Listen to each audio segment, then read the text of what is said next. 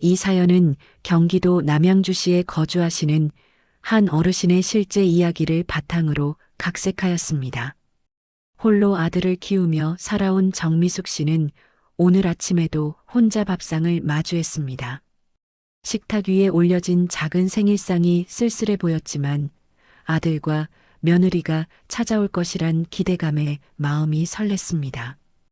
65번째 생일, 그녀는 마음 한구석에 외로움이 스며드는 걸 느끼면서도 담담하게 밥을 떠먹었지요.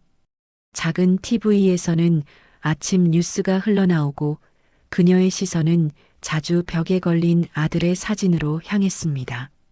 15살 때의 민호, 아직 귀여움이 남아있던 그 시절의 모습이었어요. 어머님, 생일 축하해요. 현관문이 열리고 며느리 소영의 목소리가 들려왔습니다. 형식적인 인사와 함께 소영은 영양제 한 병을 테이블에 툭 내려놓았어요. 미숙 씨는 반갑게 웃으며 며느리를 맞이했습니다. 뒤이어 들어온 아들 민호는 인사도 없이 소파에 몸을 던지듯 앉아 핸드폰만 만지작거렸습니다. 엄마, 그거 비싼 거야? 민호의 무심한 질문에 미숙 씨는 시선을 영양제로 옮겼습니다. 고급스러운 패키지에 담긴 보약 같은 영양제였어요. 아들, 이런 거 사오지 않아도 되는데. 소영은 시어머니의 말에 억지 미소를 지었습니다. 그녀의 머릿속에는 늙은이가 오래 살면 우리 재산만 까먹지라는 생각이 맴돌았지만 겉으로는 효심 가득한 며느리인 척 연기했어요. 어머니 건강이 제일 중요하죠. 요즘 힘드셔 보여서 특별히 준비했어요. 미숙 씨는 감사하다는 말을 건네며 영양제를 들여다보았습니다. 처방전 없이는 구할 수 없는 고급 영양제 같았어요. 그녀는 아들과 며느리의 마음씨가 좋아진 것 같아 기뻤습니다. 하지만 두 사람의 눈빛에서 진심을 찾을 수는 없었어요. 민호는 소파에 앉아 뭔가를 메시지로 보내고 있었습니다. 소영은 그런 남편을 향해 눈짓을 보내며 부엌으로 향했어요. 시어머니의 시선이 TV로 향한 틈을 타두른 눈빛을 교환했습니다. 차 한 잔 드릴게요, 어머니. 소영은 부엌에서 차를 준비하며 민호에게 다가가 속삭였습니다. 언제까지 기다려야 하는 거야? 민호는 주변을 살핀 후 목소리를 낮추어 대답했어요. 엄마가 재산 다 물려줄 때까지 기다려야지. 다른 방법 없어. 소영은 불만스러운 표정을 지었습니다. 그녀는 남편이 물려받을 재산을 생각하며 참고 있었지만 시어머니가 예상보다 오래 살아서 점점 인내심이 바닥나고 있었어요. 빨리 끝내면 좋겠네. 소영은 거실로 가져온 영양제를 슬쩍 만지작거리며 의미심장한 눈빛을 보냈습니다. 미숙 씨는 TV에 집중한 채 그들의 대화를 듣지 못했어요. 고맙구나, 얘들아. 미숙 씨의 진심 어린 감사 인사에 아들 부부는 서로를 바라보며 이 늙은이가 방해꾼이라는 표정을 교환했습니다. 그들의 입가에는 미소가 걸려 있었지만 그 눈빛은 차갑기 그지없었어요. 미숙 씨는 아들 부부가 자신의 생일을 기억해줘서 행복했습니다. 삶이 고되었지만 그녀는 홀로 아들을 키우며 모든 것을 참아냈어요. 이제 그녀에게는 작은 아파트와 약간의 저축금, 그리고 시골에 있는 작은 땅이 전부였습니다. 모두 아들에게 물려주기 위해 평생을 모은 재산이었지요. 엄마, 우리 이제 가볼게. 생일상을 차려주지도 않은 채 민호는 서둘러 자리에서 일어났습니다. 미숙 씨의 표정이 순간 어두워졌지만 곧 밝은 얼굴로 아들 부부를 배웅했어요. 그래, 바쁘지? 와줘서 고마워. 현관문이 닫히고 미숙 씨는 다시 혼자가 되었습니다. 거실 테이블 위에 놓인 영양제만이 아들 부부가 다녀갔음을 증명하고 있었어요. 그녀는 영양제를 들어 유심히 살펴보았습니다. 라벨에는 고급 영양 보조제라고 적혀 있었지만 어딘지 모르게 의심스러운 구석이 있었어요. 내일부터 먹어볼까? 미숙 씨는 영양제를 서랍에 넣어두었습니다. 창밖으로 비가 내리기 시작했고 그녀의 마음속에도 어둠의 그림자가 슬며시 드리워졌습니다. 아들의 차가운 태도가 마음을 아프게 했지만 그래도 그녀는 민호를 믿고 싶었어요. 하지만 그 믿음이 얼마나 위태로운지 그녀는 아직 알지 못했습니다. 며칠이 지나고 미숙 씨는 영양제를 아직 복용하지 않은 채 일상을 보내고 있었습니다. 낡은 TV 앞에서 오후 드라마를 보며 시간을 보내는 것이 그녀의 소일거리였죠. 창밖으로 가을 햇살이 들어오는 오후 갑작스러운 초인종 소리에 미숙 씨는 깜짝 놀랐습니다. 누구세요? 인터폰을 통해 물었더니 뜻밖의 목소리가 들려왔어요. 미숙 씨, 나 김영자예요. 사돈이잖아요. 사돈이라니 며느리 소영의 어머니였습니다. 미숙 씨는 얼른 문을 열었어요. 문 앞에는 과일 바구니를 들고 서 있는 영자 씨가 환한 미소를 지으며 서 있었습니다. 어머, 사돈. 오랜만이네요. 미숙 씨는 깜짝 놀란 표정으로 영자 씨를 맞이했습니다. 둘은 며느리 소영이 결혼한 이후로 가끔씩 만나는 사이였지만 이렇게 불쑥 방문한 것은 처음이었어요. 갑자기 생각나서 들렸어요. 잘 지내셨어요? 영자 씨는 과일 바구니를 내밀며 거실로 들어왔습니다. 미숙 씨는 급하게 거실을 정리하며 사돈을 맞이했어요. 죄송해요. 미리 연락도 없이 이렇게 갑자기 와서. 아니에요. 반가워요. 앉으세요. 차라도 준비할게요. 미숙 씨는 부엌으로 향했습니다. 그녀는 차를 준비하며 사돈의 갑작스러운 방문이 의아했지만 오랜만에 찾아온 손님이 반가웠어요. 서로의 안부를 물으며 이야기를 나누던 중 미숙 씨는 문득 며느리가 선물해준 영양제가 생각났습니다. 아, 그러고 보니 소영이가 며칠 전에 생일 선물로 영양제를 줬어요. 사돈도 한 알 드셔볼래요? 건강에 좋다더라고요. 미숙 씨는 서랍에서 영양제를 꺼내 들었습니다. 비싸 보이는 패키지의 영양제를 보며 영자 씨의 눈이 반짝였어요. 우리 딸이 이런 걸 선물했어요? 비싸 보이네요. 미숙 씨는 영양제 병을 열어 한 알을 꺼냈습니다. 작은 캡슐 안에 진한 갈색 액체가 들어 있었어요. 그녀는 영양제를 영자 씨에게 건넸습니다. 저도 아직 안 먹어봤어요. 같이 먹어볼까요? 영자 씨는 망설임 없이 영양제를 받아 입에 넣었습니다. 미숙 씨가 물 한 잔을 건네자 영자 씨는 그것을 삼켰어요. 처음에는 아무 일도 없어 보였습니다.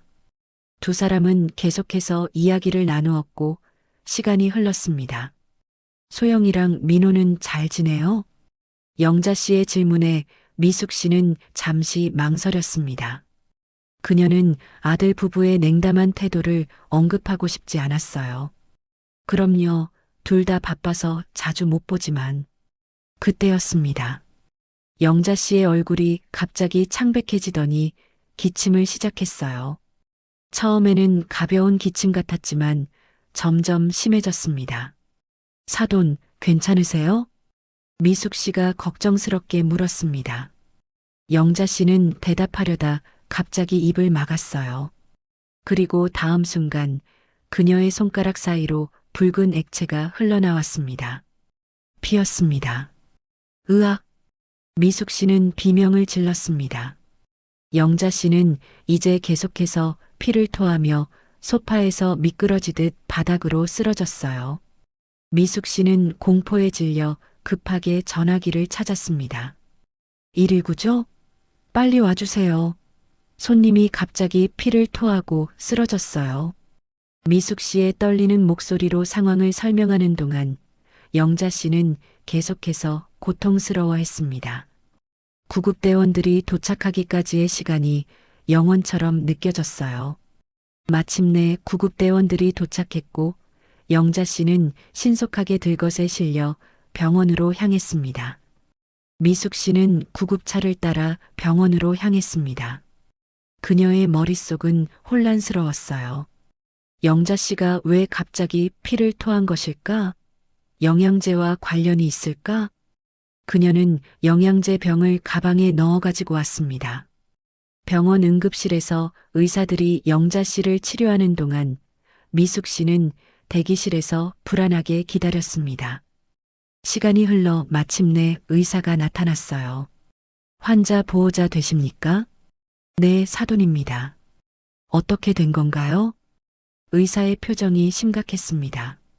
환자가 독극물에 반응한 것 같습니다. 위세척을 했지만 상태가 좋지 않아요. 혹시 무엇을 드셨는지 아십니까? 미숙 씨는 충격에 빠졌습니다. 독극물이라니 말도 안 됐어요. 그녀는 떨리는 손으로 가방에서 영양제를 꺼냈습니다. 이거 말고는 아무것도 안 먹었어요. 의사는 영양제 병을 받아들고 검사실로 보냈습니다. 미숙 씨는 그 자리에 털썩 주저앉았어요. 머릿속에 번개처럼 스치는 생각, 설마.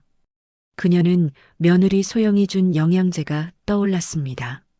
생일 선물로 준 그 영양제, 만약 그것이 독약이었다면? 미숙 씨의 심장이 빠르게 뛰기 시작했어요. 아들과 며느리가 자신에게 해를 입히려 했던 것일까? 그 생각만으로도 숨이 막혔습니다.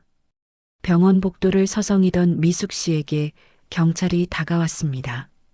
의사가 독극물 의심 사례를 신고한 것이었어요. 경찰은 영양제를 압수하고 미숙 씨에게 질문을 시작했습니다. 이 영양제를 어디서 구하셨습니까? 미숙 씨는 망설였습니다. 자신의 아들과 며느리를 의심하는 것이 너무 고통스러웠어요. 하지만 진실을 말해야 했습니다. 며느리가 생일 선물로 줬어요. 그때 복도 끝에서 급하게 걸어오는 두 사람이 보였습니다. 아들 민호와 며느리 소영이었어요. 그들의 얼굴에는 걱정스러운 표정이 있었지만 눈빛은 어딘지 불안해 보였습니다. 엄마, 무슨 일이에요?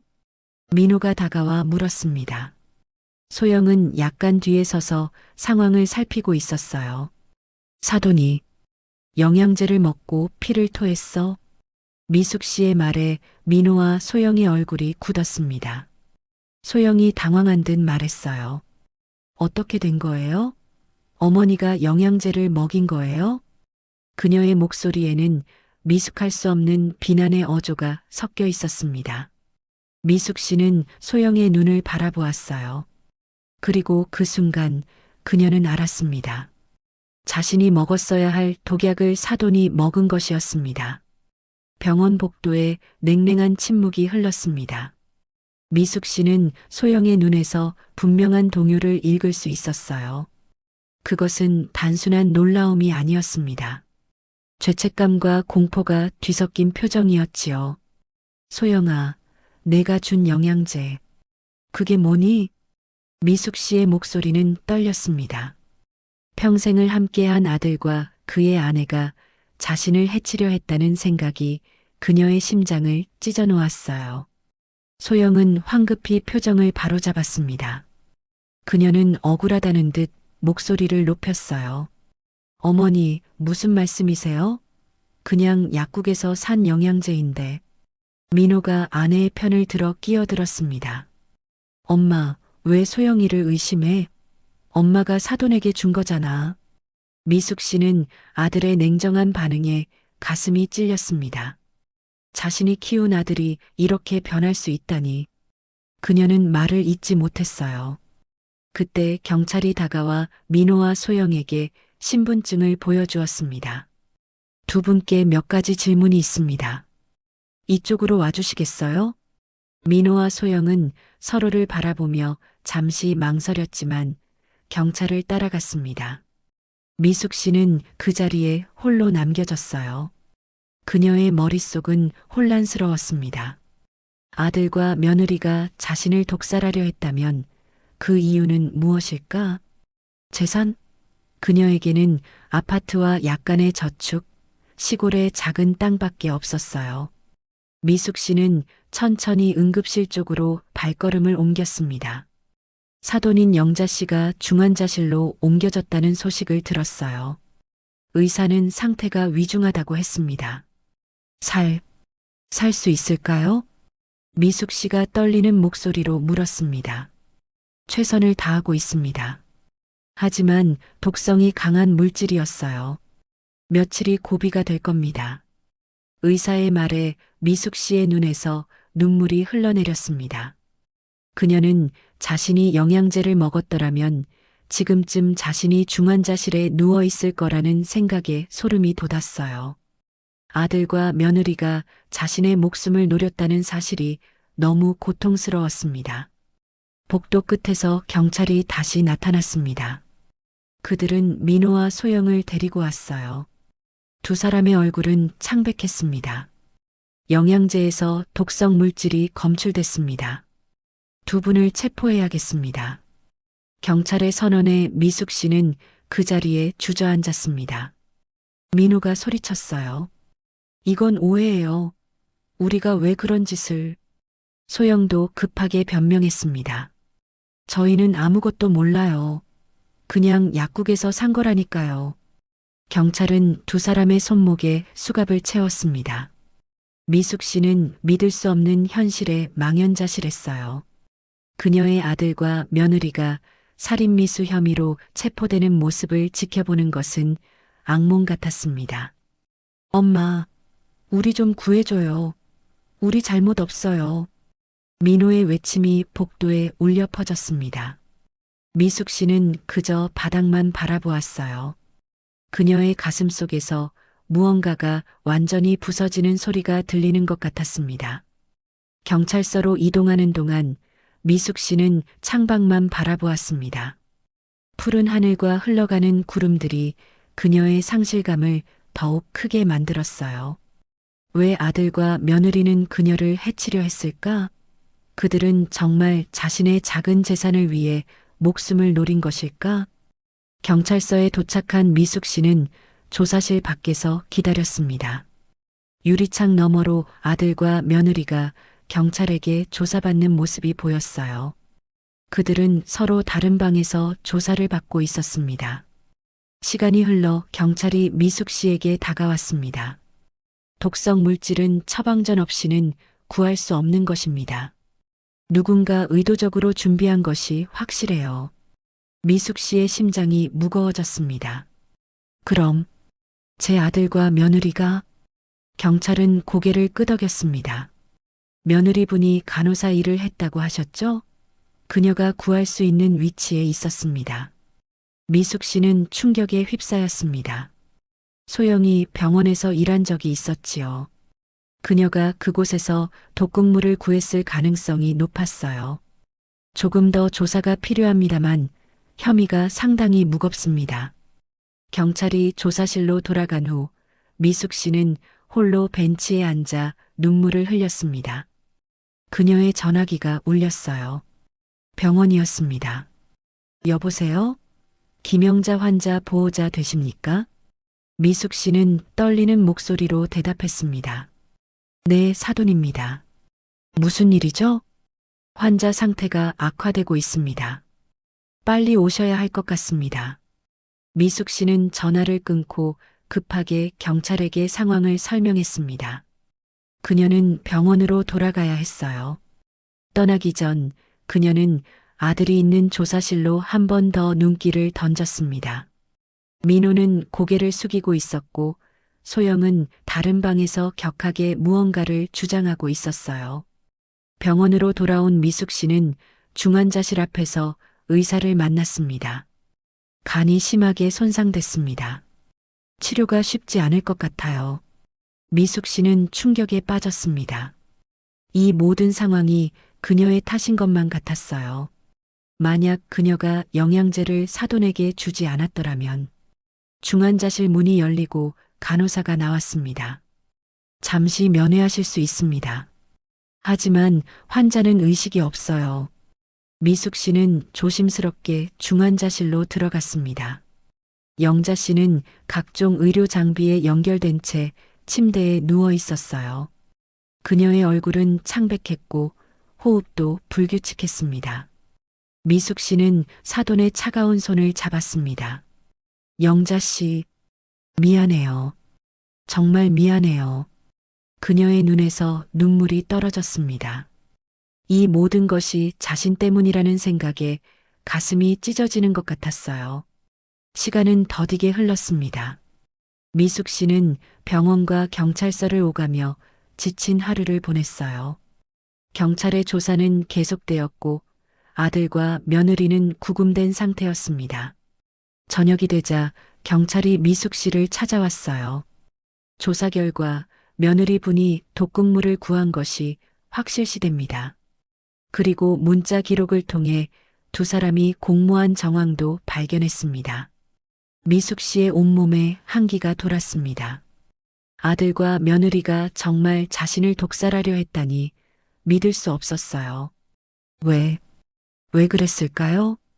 미숙 씨가 떨리는 목소리로 물었습니다. 재산 문제인 것 같습니다. 두 사람의 대화를 보면 어머님의 재산을 빨리 상속받기를 원했던 것 같아요. 미숙 씨는 그 자리에 주저앉았습니다.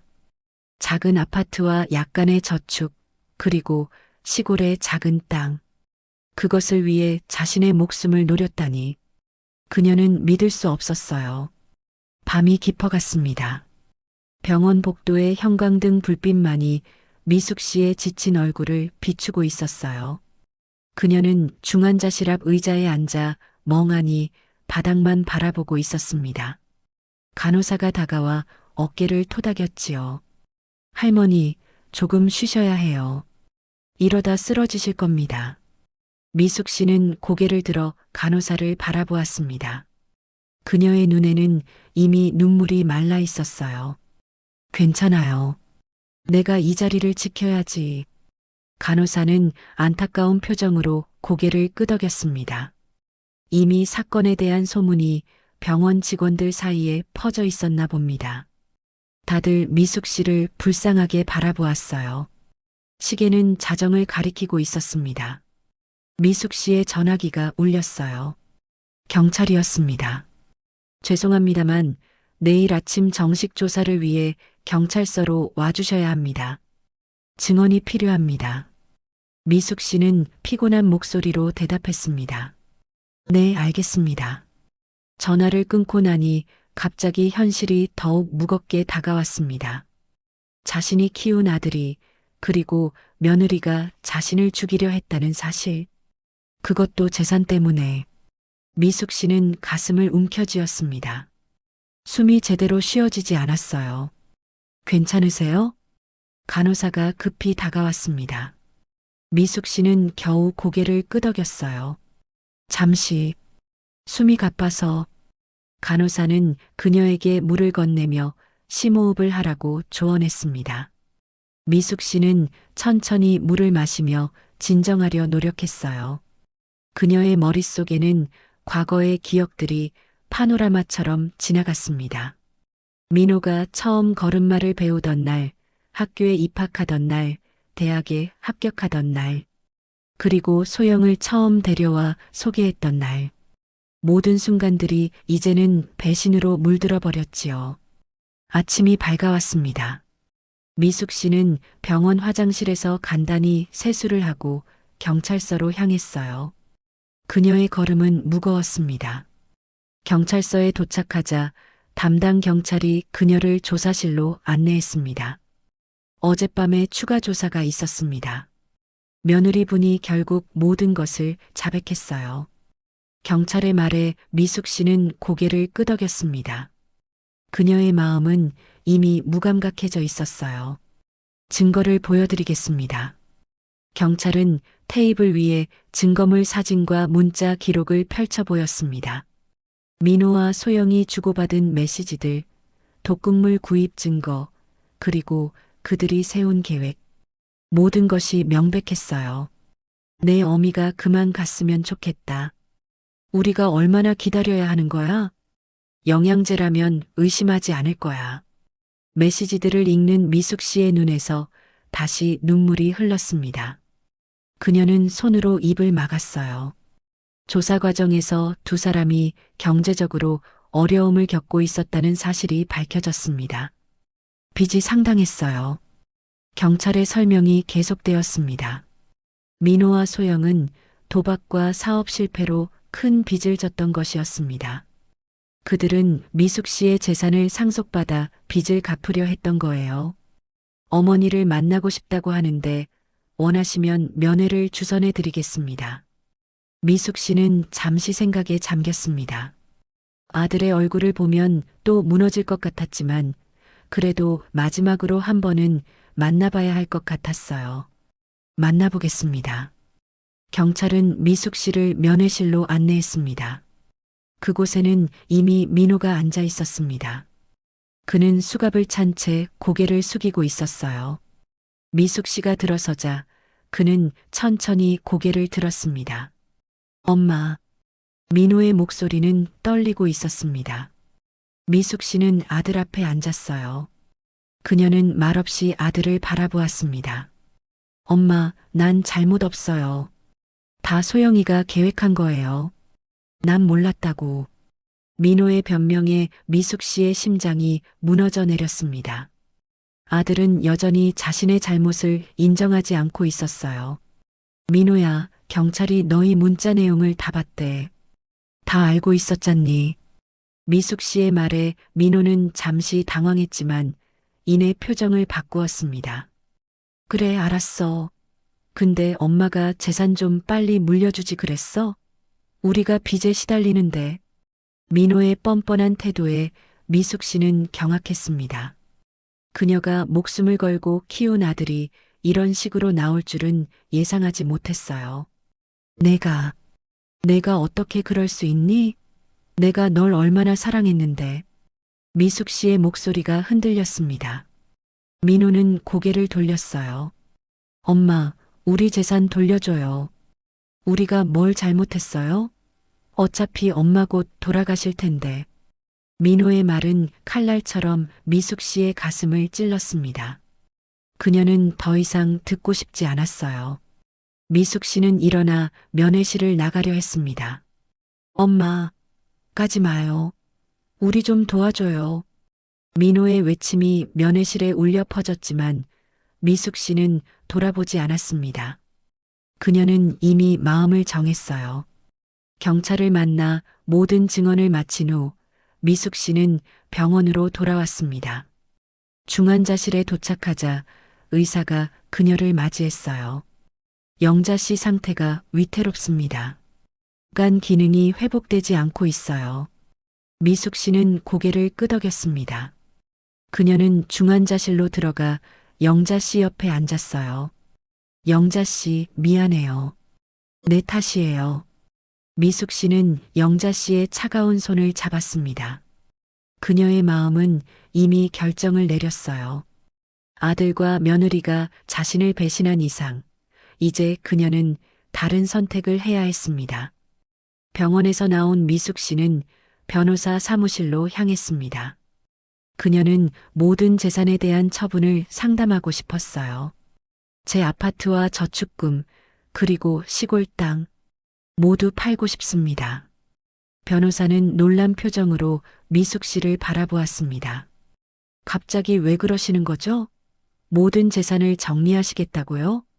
미숙 씨는 담담하게 대답했습니다. 네, 필요한 곳에 쓰려고요.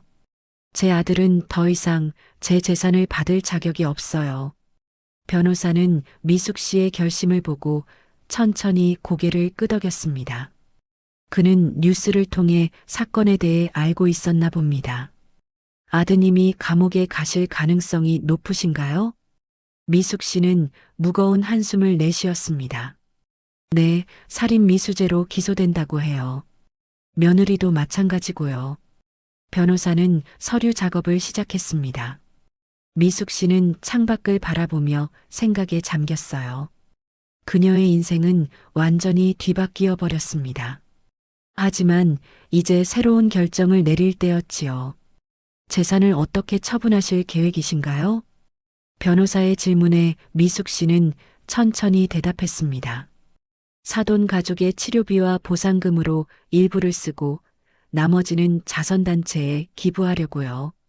변호사는 미숙 씨의 결정에 존경의 눈빛을 보냈습니다. 그녀는 모든 것을 잃었음에도 불구하고 여전히 타인을 생각하고 있었어요. 절차가 끝나는데 시간이 걸릴 겁니다. 특히 아드님이 상속권을 주장할 수도 있어요. 미숙 씨는 단호하게 고개를 저었습니다. 그럴 일 없을 거예요. 제 뜻은 확고해요. 변호사 사무실을 나온 미숙 씨는 한동안 거리를 무작정 걸었습니다. 늦가을의 차가운 바람이 그녀의 얼굴을 스쳤지만 그녀는 느끼지 못했어요. 머릿속은 여전히 혼란스러웠습니다. 시간이 얼마나 흘렀을까요? 그녀는 문득 벤치에 앉아 하늘을 올려다보았지요. 어떻게 이런 일이. 미숙 씨의 중얼거림이 바람에 섞여 사라졌습니다. 이제 그녀에게는 아무것도 남지 않은 것 같았어요. 평생을 바쳐 키운 아들은 그녀의 목숨을 노렸고 함께 살던 집은 이제 팔아야 할 대상이 되었습니다. 그녀가 이루어온 모든 것이 한순간에 무너져 내렸지요.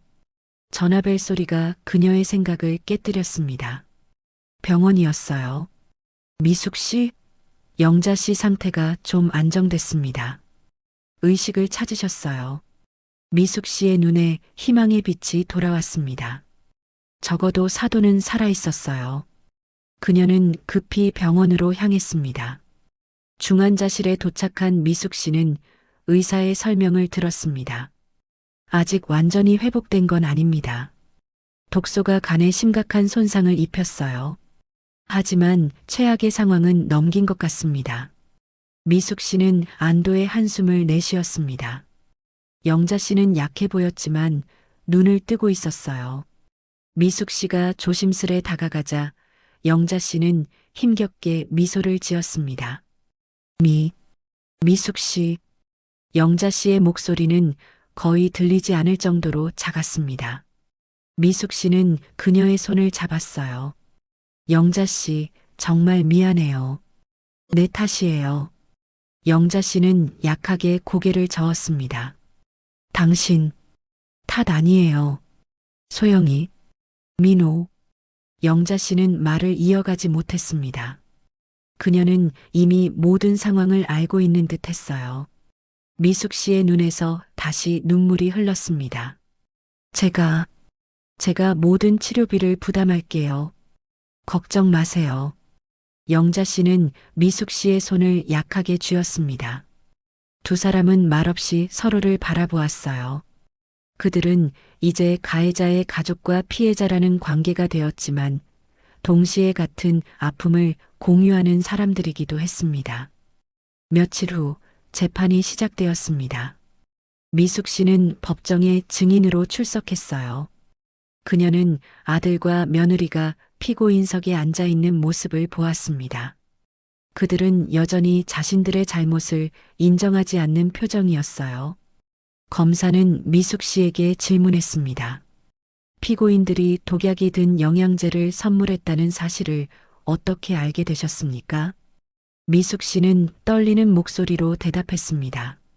사돈이 영양제를 먹고 쓰러졌습니다. 그리고 경찰이 그들의 문자 내용을 보여줬어요. 모든 게 계획적이었습니다. 법정은 숙연해졌습니다. 미숙 씨의 증언이 끝난 후 검사는 결정적인 증거를 제시했어요. 민호와 소영이 주고받은 문자 메시지와 소영이 병원에서 독극물을 빼돌린 CCTV 영상이었습니다. 민호의 변호사가 일어났습니다. 내 의뢰인은 아내의 계획을 모르고 있었습니다. 그는 단지. 그때 민호가 갑자기 소리쳤어요. 엄마가 우리 재산 다 팔아버린다면서요? 어떻게 그럴 수 있어요? 법정이 술렁였습니다. 판사는 즉시 제지했지만 민호는 계속해서 소리쳤어요. 우리가 뭘 잘못했다고. 그냥 먹고 죽지. 늙은이가 재산 독점하려던 거잖아. 미숙 씨는 아들의 외침에 가슴이 찢어지는 듯 했습니다. 그의 말은 단순한 분노가 아니었어요. 그것은 진심이었습니다. 그녀의 아들은 정말로 그녀를 죽이려 했던 것이었어요. 재판은 일주일 동안 계속되었습니다.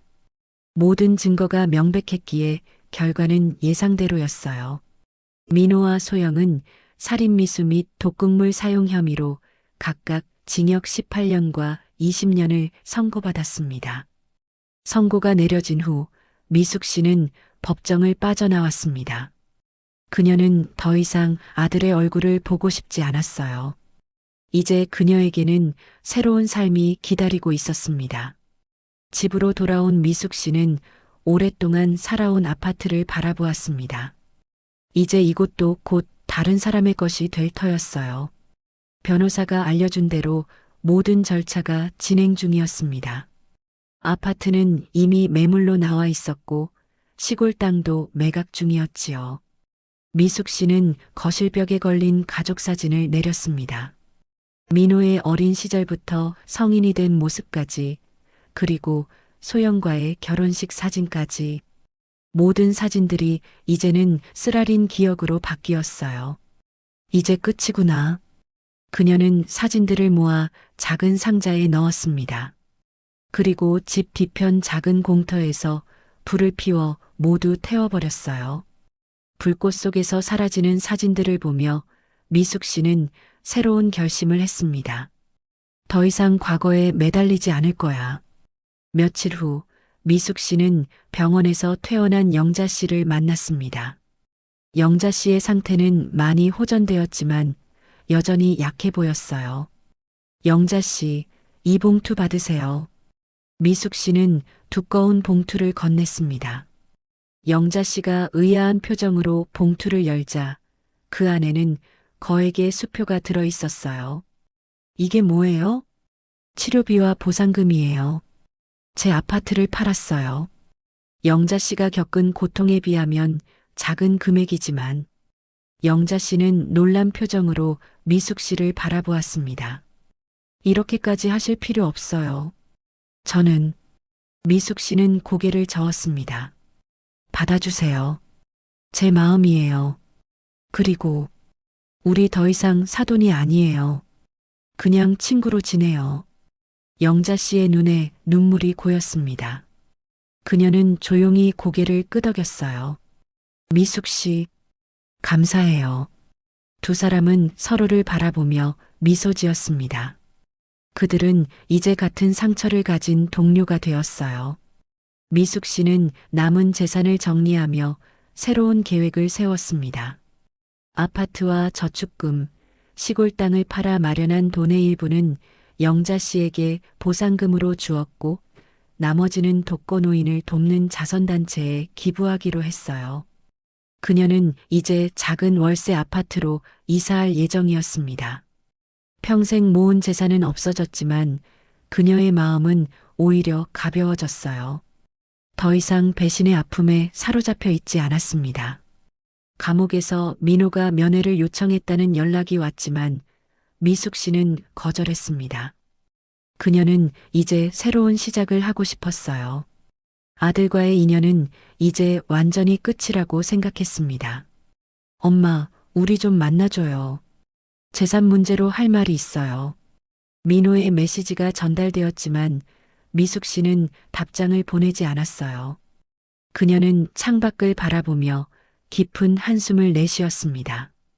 이제 정말 끝이구나. 경찰서 면회실 미숙 씨는 결국 민호의 거듭된 요청에 마지못해 발걸음을 옮겼습니다. 구치소 특유의 차가운 공기가 그녀를 맞이했지요. 면회실 문이 열리고 수갑을 찬 민호가 들어왔습니다. 그는 며칠 사이 몰라보게 야위어 있었어요. 엄마. 민호의 목소리는 떨렸습니다. 미숙 씨는 아들을 바라보았지만 더 이상 예전의 따뜻함은 느껴지지 않았어요. 그저 낯선 사람을 보는 것 같았습니다. 왜 만나자고 했니? 미숙 씨의 차분한 목소리에 민호는 잠시 당황한 듯 했어요. 그는 어머니의 눈을 피하며 말을 이었습니다. 엄마, 우리 재산 돌려줘요. 우리가 뭘 잘못했어요? 아들의 뻔뻔한 태도에 미숙 씨의 가슴이 다시 한번 찢어졌습니다. 그는 여전히 자신의 잘못을 인정하지 않고 있었어요. 민호야, 넌 나를 독살하려 했어. 그것도 재산 때문에. 그런데도 내가 잘못한 게 없다고 생각하니? 민호는 고개를 저었습니다. 그의 눈에는 증오의 빛이 서려 있었어요. 그냥 먹고 죽지. 늙은이가 재산 독점하려던 거잖아. 그의 말에 미숙 씨는 충격으로 말을 잇지 못했습니다. 아들의 입에서 나온 말이라고는 믿을 수 없었어요. 그녀의 눈에 눈물이 고였지만 이내 마음을 다잡았습니다. 민호야, 난 이미 모든 재산을 처분했어. 내 아버지가 남겨준 그 땅도, 내가 평생 모은 돈도, 이제 아무것도 없어. 민호의 눈이 커졌습니다. 그는 자리에서 벌떡 일어났어요. 뭐라고요? 그럴 수 없어. 그건 내 것이었다고. 경비가 급히 다가와 민호를 제지했습니다. 미숙 씨는 담담하게 말을 이었어요. 그 돈으로 영자 씨의 치료비와 보상금을 지불했어. 그리고 나머지는 자선단체에 기부했지. 민호는 분노로 얼굴이 일그러졌습니다. 그는 경비의 제지에도 불구하고 소리쳤어요. 미쳤어요? 그건 우리 돈이었다고. 엄마가 어떻게 그럴 수 있어요? 미숙 씨는 천천히 일어섰습니다. 그녀는 더 이상 들을 필요가 없다고 느꼈어요. 이제 끝이야, 민호야. 넌 더 이상 내 아들이 아니야. 미숙 씨의 단호한 말에 민호는 잠시 굳어졌습니다. 그러나 이내 다시 분노를 터뜨렸어요. 엄마, 돌아와요. 아직 안 끝났다고. 그의 외침이 면회실에 울려 퍼졌지만 미숙 씨는 이미 문을 향해 걸어가고 있었습니다.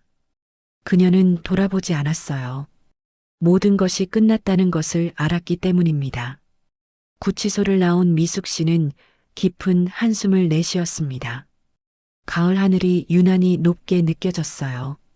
그녀는 이제 정말 홀로 남겨졌지만 오히려 마음은 편안했습니다. 그녀의 전화기가 울렸습니다. 변호사였어요. 모든 절차가 마무리됐습니다. 아파트와 땅이 모두 팔렸고 돈은 지정하신 계좌로 입금됐습니다. 미숙 씨는 고맙다는 인사를 전하고 전화를 끊었습니다. 이제 정말 새 출발을 할 시간이었어요. 며칠 후 미숙 씨는 작은 월세 아파트로 이사했습니다. 평생 살아온 집을 떠나는 것은 쉽지 않았지만 그곳에는 이제 아픈 기억만이 남아 있었어요. 새 집은 작고 소박했지만 그녀에게는 충분했습니다. 이사를 마치고 짐을 정리하던 중 미숙 씨는 오래된 앨범 하나를 발견했습니다. 그 안에는 그녀가 태우지 못했던 사진들이 남아 있었어요. 민호의 첫돌 사진, 유치원 졸업식 사진. 미숙 씨는 천천히 앨범을 넘겼습니다. 어쩌다 이렇게 됐을까? 그녀는 앨범을 덮고 깊은 한숨을 내쉬었습니다. 과거는 이제 돌이킬 수 없었어요. 그녀는 앨범을 상자에 넣고 옷장 깊숙이 넣어두었습니다. 언젠가는 그 상자를 열 수 있는 날이 올지도 모르지만 지금은 아니었습니다. 다음 날 미숙 씨는 영자 씨를 방문했습니다. 영자 씨는 이제 집에서 요양 중이었어요. 그녀의 건강은 많이 호전되었지만 아직 완전히 회복되지는 않았습니다. 들어오세요, 미숙 씨. 영자 씨는 미숙 씨를 반갑게 맞이했습니다. 두 사람은 거실에 앉아 차를 마시며 이야기를 나누었어요. 새 집은 어떠세요?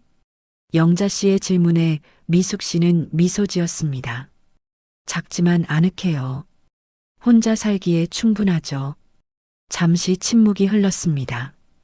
두 사람은 모두 자신의 자녀들에 대해 이야기하길 꺼렸어요. 하지만 결국 영자 씨가 입을 열었습니다. 소영이 편지를 보냈어요. 미숙 씨는 놀란 눈으로 영자 씨를 바라보았습니다. 뭐라고 했나요? 용서해달라고요. 그리고 자기는 민호가 시킨 대로 했을 뿐이라고. 미숙 씨는 고개를 저었습니다. 결국 서로에게 책임을 미루는 아들 부부가 안타까웠어요. 두 사람 다 자신의 잘못은 인정하지 않네요. 영자 씨는 깊은 한숨을 내쉬었습니다. 그녀도 딸의 행동에 큰 상처를 받은 것이 분명했어요. 평생 자식이라고 키웠는데 이렇게 될 줄이야. 두 사람의 눈에 눈물이 고였습니다. 그들은 같은 아픔을 공유하는 사람들이었어요. 미숙 씨는 조용히 영자 씨의 손을 잡았습니다. 우리 이제부터 서로 의지하며 살아요. 영자 씨는 고개를 끄덕였습니다. 그녀의 눈에는 감사의 마음이 담겨 있었어요. 미숙 씨 덕분에 제가 살 수 있었어요. 평생 잊지 못할 거예요. 두 사람은 서로를 위로하며 앞으로의 계획에 대해 이야기했습니다.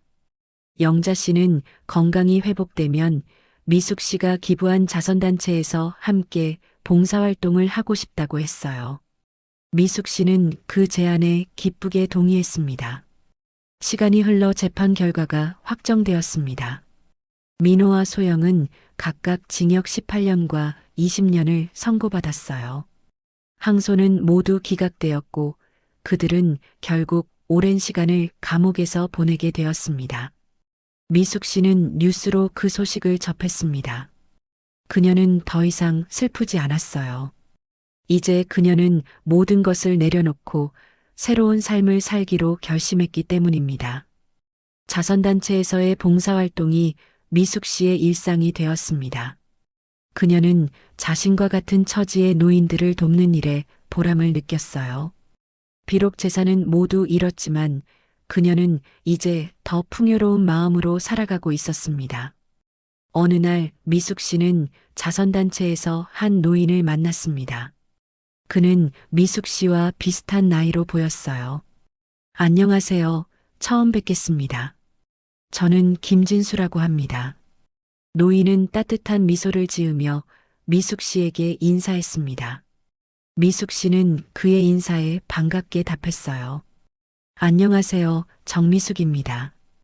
두 사람은 자연스럽게 대화를 나누기 시작했습니다. 진수 씨도 자식에게 배신당한 경험이 있었어요. 그는 아들의 사업 실패로 모든 재산을 잃고 거리에 나앉았다가 이 자선단체의 도움으로 다시 일어섰다고 했습니다. 자식이라는 게 참 알 수 없는 거죠. 진수 씨의 말에 미숙 씨는 공감의 눈빛을 보냈습니다. 그들은 서로의 아픔을 이해했어요. 미숙 씨는 오랜만에 누군가와 마음을 터놓고 이야기하는 것이 편안하게 느껴졌습니다. 겨울이 찾아왔습니다. 미숙 씨의 작은 월세 아파트 창밖으로 첫눈이 내리기 시작했어요. 그녀는 창가에 앉아 커피 한 잔을 마시며 눈 내리는 풍경을 바라보았습니다. 예전 같으면 민호에게 전화해서 조심해서 다니라고 당부했을 텐데 이제는 그럴 수도 없었지요. 오늘도 좋은 하루가 되길. 미숙 씨는 작은 소망을 속삭였습니다. 지난 몇 달간 그녀의 일상은 많이 달라졌어요. 자선단체에서의 봉사활동과 영자 씨와의 친교가 그녀의 삶의 중심이 되었습니다. 그리고 최근에는 진수 씨와의 만남도 그녀에게 작은 위로가 되고 있었어요. 전화벨이 울렸습니다. 영자 씨였어요. 미숙 씨, 오늘 시간 되세요? 점심 같이 먹어요. 그럼요, 좋지요. 어디서 만날까요? 두 사람은 만날 장소를 정하고 통화를 마쳤습니다. 미숙 씨는 옷을 갈아입고 집을 나섰어요. 눈이 조금씩 쌓이기 시작한 거리를 조심스럽게 걸었습니다. 약속 장소인 작은 식당에 도착하자 이미 영자 씨가 와 있었어요. 그녀의 옆에는 의외로 진수 씨도 앉아 있었습니다. 어머, 진수 씨도 같이 왔네요? 미숙 씨는 살짝 당황했지만 곧 미소를 지으며 두 사람에게 인사했습니다. 영자 씨가 장난스럽게 웃으며 말했어요. 진수 씨랑 우연히 만났어요. 마침 혼자 드시고 계셔서 같이 하자고 했죠. 세 사람은 화기애애한 분위기로 식사를 시작했습니다. 이야기는 자연스럽게 흘러갔어요.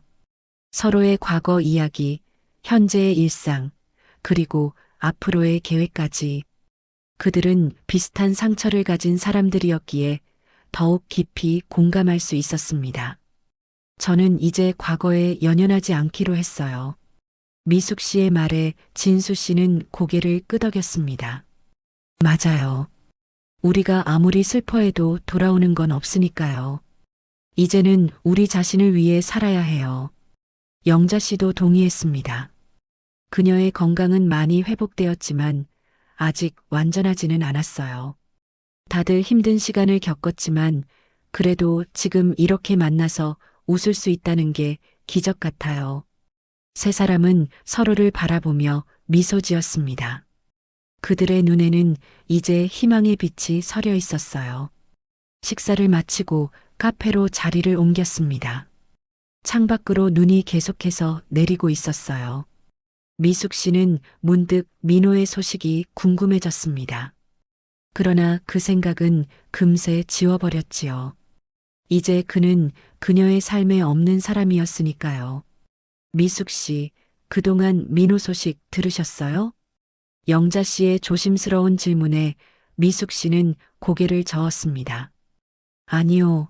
그리고 알고 싶지도 않아요. 이제 그 아이는 말을 끝맺지 못한 미숙 씨의 눈에 순간 슬픔이 스쳐 지나갔습니다. 아무리 단호하게 결심했다 해도 모성애는 쉽게 지울 수 없는 것이었어요. 진수 씨가 조용히 미숙 씨의 손을 잡았습니다. 괜찮아요. 시간이 지나면 모든 게 나아질 거예요. 미숙 씨는 감사의 눈빛으로 진수 씨를 바라보았습니다. 그의 따뜻한 위로가 그녀의 마음을 진정시켰어요. 다음 날 미숙 씨는 자선단체에서 봉사활동을 하고 있었습니다. 그녀는 소외된 노인들에게 식사를 나눠주는 일을 맡았어요. 한 노인이 그녀에게 다가왔습니다. 아가씨, 고맙소. 당신 같은 사람이 있어 세상이 아직 살만하구려. 노인의 따뜻한 말에 미숙 씨의 마음이 따스해졌습니다. 그녀는 미소를 지으며 노인의 손을 잡아주었어요. 천만에요. 제가 오히려 많은 것을 배우고 있답니다. 그때 자선단체 입구에서 소란이 일었습니다. 미숙 씨는 무슨 일인지 살펴보러 갔어요. 입구에는 한 남자가 서 있었습니다. 미숙 씨는 그 남자를 보자마자 충격으로 굳어버렸지요. 민호의 친구 태준이었습니다. 미숙 어머니. 태준은 미숙 씨를 발견하고 다가왔습니다. 그의 얼굴에는 어두운 그림자가 드리워져 있었어요. 태준이? 여긴 웬일이니? 미숙 씨는 당황스러웠지만 최대한 침착하게 물었습니다. 태준은 잠시 머뭇거리다 입을 열었어요. 민호 소식 들으셨어요? 미숙 씨는 고개를 저었습니다. 태준은 깊은 한숨을 내쉬었어요. 민호가 감옥에서 자살 시도를 했어요. 지금 교도소 병원에 있습니다. 미숙 씨의 얼굴에서 핏기가 가셨습니다. 아무리 원망스러운 아들이라도 그런 소식은 충격적이었어요. 어떻게 된 거니? 태준은 고개를 숙였습니다. 교도관 말로는 민호가 우울증 증세가 심했대요. 그리고 소영이 민호를 배신했다고 해요.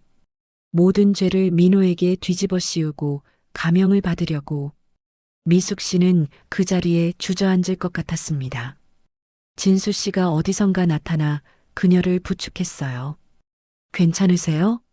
미숙 씨는 겨우 고개를 끄덕였습니다. 그녀는 진수 씨의 도움을 받아 의자에 앉았어요. 민호를 봐야 할까요? 미숙 씨의 떨리는 목소리에 태주는 말을 이었습니다. 민호가 어머니를 찾았어요. 마지막으로 용서를 구하고 싶대요. 미숙 씨는 복잡한 감정에 휩싸였습니다. 한편으로는 아들이 걱정됐지만 다른 한편으로는 그가 자신을 독살하려 했다는 사실을 잊을 수 없었어요. 가봐야겠어. 미숙 씨의 결정에 진수 씨가 걱정스러운 표정으로 물었습니다. 정말 괜찮으시겠어요? 제가 같이 가드릴까요? 미숙 씨는 감사하다는 듯 미소 지었습니다. 네, 같이 가주시면 좋겠어요. 다음 날 미숙 씨와 진수 씨는 교도소 병원을 찾았습니다. 태준의 안내로 그들은 민호가 있는 병실에 도착했어요. 민호는 침대에 누워 있었고 그의 손목에는 붕대가 감겨 있었습니다. 민호야. 미숙 씨의 목소리에 민호가 천천히 고개를 돌렸습니다. 그의 눈은 생기를 잃은 채 허공만 바라보고 있었어요. 엄마. 민호의 목소리는 너무나 작아 거의 들리지 않았습니다. 미숙 씨는 아들 옆에 앉았어요. 진수 씨는 조용히 뒤로 물러나 두 사람에게 공간을 주었습니다. 왜 이런 짓을 한 거니? 미숙 씨가 떨리는 목소리로 물었습니다. 민호는 잠시 침묵했다가 천천히 입을 열었어요. 미안해요. 정말 미안해요. 그의 눈에서 눈물이 흘렀습니다. 미숙 씨는 아들의 변화에 당혹스러웠어요. 이전의 뻔뻔한 태도는 온데간데 없이 진심 어린 후회의 눈물을 흘리고 있었습니다. 소영이가 모든 걸 나한테 뒤집어 씌웠어. 난 그저 민호의 말에 미숙 씨는 차갑게 끊었습니다. 그럼 내 잘못은 없다는 거니? 여전히 모든 책임을 소영이에게만 돌리는 거야? 민호는 고개를 저었습니다. 그의 눈에는 이제 깨달음이 서려 있었어요. 아니에요, 엄마. 내가 다 잘못했어요. 내가 욕심이 너무 컸어. 소영이랑 같이 계획했고 엄마를 해치려고 했어요. 그의 고백에 미숙 씨는 숨이 막혔습니다. 드디어 아들이 진실을 말하고 있었어요. 왜 그랬니? 민호는 부끄러움에 고개를 숙였습니다. 돈 때문이었어요. 도박 빚이 많았고 소영이가 제안했어요. 엄마만 없으면 재산을 상속받을 수 있다고. 미숙 씨는 아들의 고백을 묵묵히 들었습니다.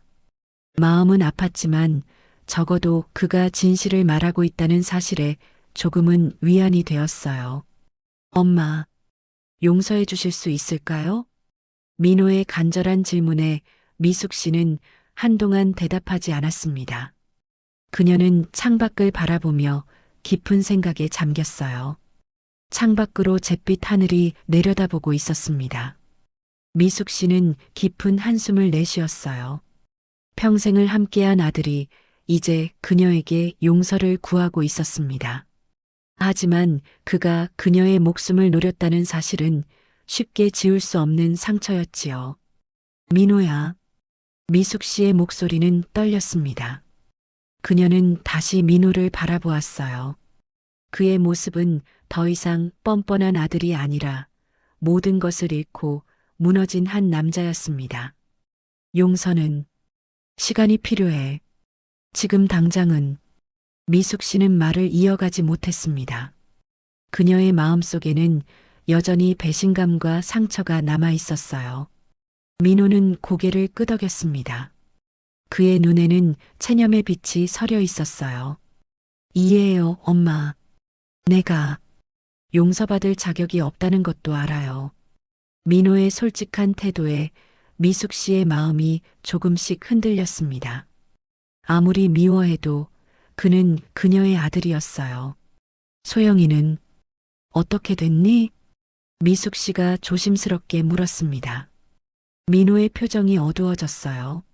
소영이는 변호사를 새로 선임해서 나한테 모든 책임을 전가했어요. 자기는 강요에 의해 어쩔 수 없이 했다고. 미숙 씨는 고개를 끄덕였습니다. 이제 모든 퍼즐이 맞춰지는 것 같았어요. 소영은 처음부터 계산적이었던 것이었습니다. 민호야, 넌 정말 반성하고 있는 거니? 미숙 씨의 진지한 질문에 민호는 고개를 들어 어머니의 눈을 바라보았습니다. 그의 눈에는 이제 진정한 후회의 빛이 있었어요. 네, 엄마. 매일 밤 생각해요. 내가 왜 이런 끔찍한 짓을 했는지. 엄마가 평생 나를 위해 희생하셨는데 난. 민호의 목소리가 흐려졌습니다. 그의 어깨가 떨리기 시작했어요.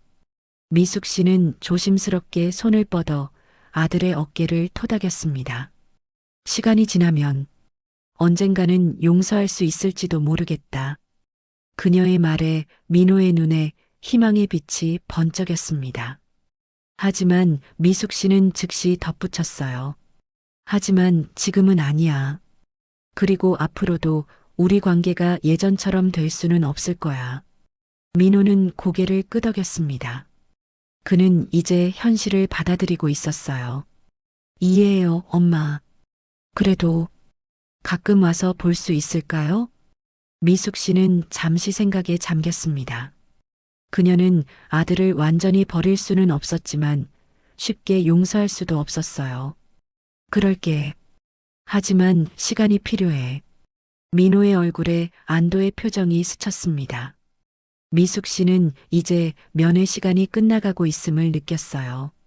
그녀는 천천히 자리에서 일어났습니다. 민호야, 이제 가볼게. 민호는 아쉬운 표정으로 어머니를 바라보았습니다. 네, 엄마. 와주셔서 고마워요. 미숙 씨는 고개를 끄덕이고 병실을 나왔습니다. 밖에서 기다리고 있던 진수 씨가 걱정스러운 표정으로 그녀를 맞이했어요. 괜찮으세요? 미숙 씨는 깊은 한숨을 내쉬었습니다. 네, 괜찮아요. 이제 조금은. 두 사람은 조용히 교도소를 나섰습니다. 겨울 하늘은 여전히 무거웠지만 미숙 씨의 마음은 조금 가벼워진 것 같았어요. 완전한 용서는 아니었지만 적어도 첫걸음을 내디딘 것 같았습니다. 병원으로 가는 길에 미숙 씨는 영자 씨에게 전화했습니다. 영자 씨, 민호를 만나고 왔어요. 전화 너머로 영자 씨의 놀란 목소리가 들려왔습니다. 어머, 정말요? 어땠어요? 미숙 씨는 간단히 상황을 설명했습니다. 영자 씨는 진지하게 들었어요. 용서하셨나요? 아니요, 아직은. 하지만 언젠가는 그럴 수 있을 것 같아요. 영자 씨는 이해한다는 듯 대답했습니다. 천천히 가셔도 돼요, 미숙 씨. 상처는 쉽게 아물지 않으니까요. 두 사람은 이야기를 나눈 후 통화를 마쳤습니다. 미숙 씨는 창밖으로 흐르는 풍경을 바라보았어요. 진수 씨가 운전에 집중하며 가끔씩 그녀를 걱정스럽게 쳐다보았습니다. 정말 괜찮으신가요? 진수 씨의 진심 어린 물음에 미숙 씨는 미소 지었습니다. 네, 진수 씨 덕분에 힘이 나요. 같이 와주셔서 고마워요. 그는 따뜻한 미소로 답했습니다. 두 사람은 이제 서로에게 특별한 존재가 되어가고 있었어요. 병원에 도착하자 영자 씨가 이미 와 있었습니다. 그녀는 미숙 씨를 보자마자 다가와 안아주었어요. 많이 힘드셨죠? 미숙 씨는 고개를 끄덕였습니다. 세 사람은 함께 카페에 앉아 이야기를 나누었어요. 미숙 씨는 민호와의 만남에 대해 자세히 이야기했습니다. 소영이도 결국 영자 씨의 눈에 슬픔이 서렸습니다. 그녀도 딸에게 큰 상처를 받은 상태였어요. 우리 자식들이 이렇게 될 줄이. 미숙 씨는 영자 씨의 손을 잡았습니다. 두 사람은 같은 아픔을 공유하고 있었어요. 이제 우리는 서로가 있잖아요. 영자 씨는 미소 지으며 고개를 끄덕였습니다. 그리고 진수 씨를 바라보았어요. 그리고 진수 씨도 있고요. 세 사람은 서로를 바라보며 미소 지었습니다. 그들은 이제 새로운 가족 같은 존재가 되어가고 있었어요. 시간이 흘러 봄이 찾아왔습니다. 미숙 씨는 가끔씩 민호를 면회하러 갔습니다. 아들은 복역 중에 진정한 반성의 시간을 가지고 있었어요. 그는 더 이상 예전의 뻔뻔한 모습이 아니었습니다. 엄마, 요즘 어떻게 지내세요? 민호의 질문에 미숙 씨는 간단히 자신의 일상을 이야기했습니다. 그녀는 자선단체에서의 봉사활동, 영자 씨와의 친교, 그리고 진수 씨와의 관계에 대해서도 조금씩 이야기했어요. 진수 아저씨가 좋은 분이신가 봐요. 민호의 말에 미숙 씨는 조금 놀랐습니다. 아들이 자신의 행복을 진심으로 바라는 것 같았어요. 그래, 좋은 사람이야. 미숙 씨의 대답에 민호는 미소 지었습니다. 그는 이제 어머니가 새로운 삶을 살아가는 것을 받아들이고 있었어요. 엄마, 행복하셨으면 좋겠어요. 제가 엄마의 행복을 망쳐서 정말 미안해요. 민호의 진심 어린 사과에 미숙 씨의 마음이 조금씩 녹아내렸습니다. 그녀는 이제 아들을 완전히 용서하지는 못했지만 그의 진정한 반성을 인정할 수 있었어요. 봄날의 오후 미숙 씨와 영자 씨, 그리고 진수 씨는 공원 벤치에 앉아 있었습니다.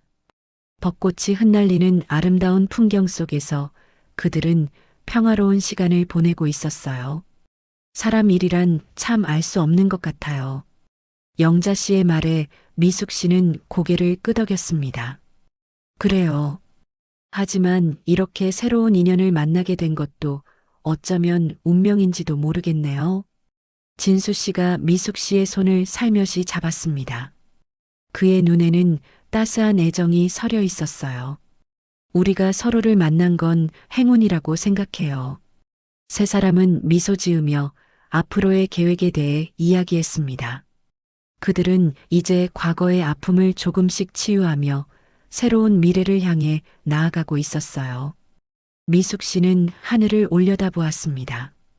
푸른 하늘과 벚꽃이 어우러진 아름다운 풍경 속에서 그녀는 작은 희망을 품었어요. 비록 아들과의 관계는 완전히 회복되지 않았지만 그녀는 이제 용서의 의미를 조금씩 깨달아가고 있었습니다. 영자 씨의 묘지 앞에 꽃을 놓으며 미안해요. 사돈이라고 속삭이는 모습은 없었습니다. 영자 씨는 살아남았고 두 사람은 이제 서로에게 의지하는 친구가 되었어요. 그리고 복수가 아닌 용서와 치유의 여정을 함께 걷고 있었습니다. 그날 저녁 미숙 씨는 작은 일기장에 글을 썼습니다. 오늘도 하루가 저물어 간다. 아직 민호를 완전히 용서하지는 못했지만 조금씩 마음의 평화를 찾아가고 있다. 영자 씨와 진수 씨가 있어 정말 다행이다. 이제 나는 과거에 연연하지 않고 앞으로 나아갈 것이다. 비록 모든 재산은 잃었지만 그 대신 진정한 가치를 찾았다. 용서는 상대방을 위한 것이 아니라 나 자신을 위한 것임을 이제야 깨닫는다. 미숙 씨는 일기장을 덮고 창밖을 바라보았습니다. 어둠 속에서도 달빛이 은은하게 빛나고 있었어요. 그녀의 마음 속에도 작은 빛이 다시 피어나고 있었습니다. 복수는 끝났습니다. 이제 용서와 치유의 시간이 시작되었어요. 가족이라는 이름으로 묶여 있다고 해서 무조건적인 사랑과 신뢰가 보장되는 것은 아닙니다. 때로는 가장 가까운 사람에게서 가장 큰 배신을 경험할 수도 있습니다. 하지만 더 중요한 것은 그 아픔 이후의 선택입니다. 미숙 씨처럼 우리는 상처와 배신의 복수로 응답하는 대신 자신을 위한 새로운 길을 선택할 수 있습니다. 물질적인 것보다 진정한 인간관계의 가치를 깨닫고 같은 아픔을 공유하는 사람들과 함께 서로를 지지하며 나아갈 수 있지요. 또한 용서는 상대방을 위한 것이 아니라 자신을 위한 것임을 기억해야 합니다. 완전한 용서는 어려울 수 있지만 그 과정을 통해 우리는 더 성장하고 치유될 수 있습니다. 여러분도 혹시 가족이나 가까운 사람에게 상처를 받은 경험이 있으신가요? 그 아픔을 어떻게 극복하셨나요? 때로는 말하기 어려운 상처일수록 나눌 때 더 빨리 치유될 수 있답니다. 이 이야기가 여러분께 조금이라도 위로와 용기를 주었기를 바랍니다. 인생은 예상치 못한 방향으로 흘러갈 수 있지만 중요한 것은 우리가 그 흐름 속에서 어떤 선택을 하느냐입니다. 함께 나누고 이야기하면서 서로의 아픔을 치유해 나가는 시간이 되었으면 좋겠습니다. 여러분의 소중한 댓글로 여러분의 생각과 경험을 나눠주세요. 그리고 이 이야기가 마음에 와닿으셨다면 구독과 좋아요로 응원해 주시면 더 많은 분들에게 이 메시지가 전달될 수 있을 것입니다. 감사합니다.